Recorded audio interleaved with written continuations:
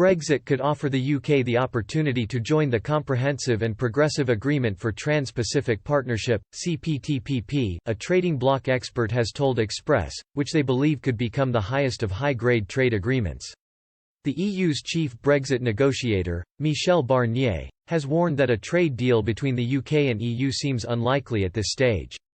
His concern came after the latest round of talks ended no closer to a deal than before. Mr. Barnier said he was disappointed and concerned at the way negotiations were lagging. His UK counterpart, David Frost, also spoke of little progress taking place. Much of the failure to come to an agreement came amid differences on fisheries policy and state aid rules. The EU has said it would like to agree a deal by October so it can be approved by the European Parliament before the post-Brexit transition period expires. Britain will trade with the EU on World Trade Organization (WTO) rules should a deal not be secured by then.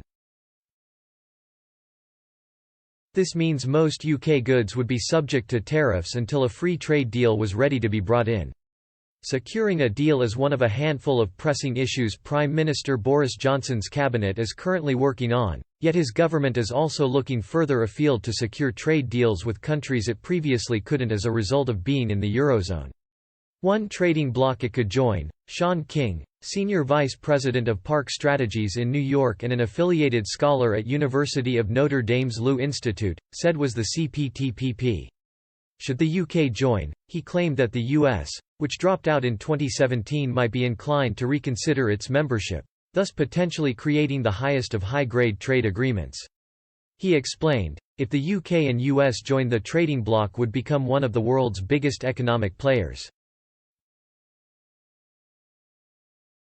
Before the US left, we comprised 40% of world GDP.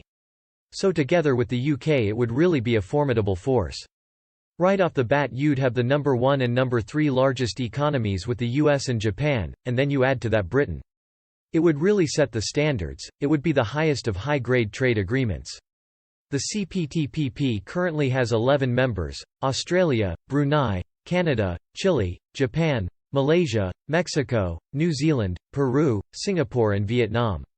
U.S. President Donald Trump dropped out of what was then known as the Trans-Pacific Partnership (TPP) in 2017. He claimed the U.S. had a bad deal.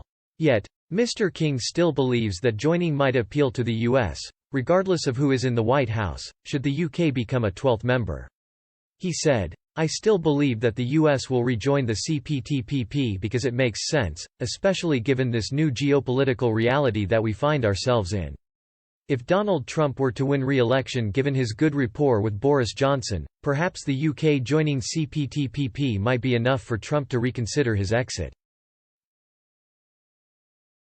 If he can get some key plans renegotiated, his China trade deal doesn't go through, and he too could say, "Listen, I don't love multilateral deals but we're in a new world. We've got to be creative post-COVID, China's the real problem here. My good friend Boris says it's okay, I am gonna do it."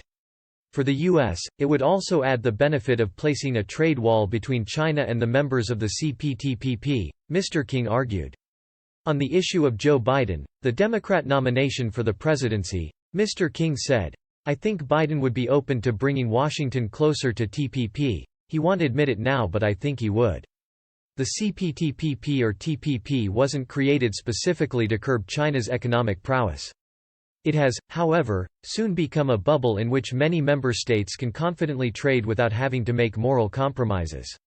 China also has its own trading bloc, called the Regional Comprehensive Economic Partnership, RCEP. Many of RCEP's members are also members of CPTPP, which could throw into question potential conflicts of interest between those who occupy both trading blocs and China.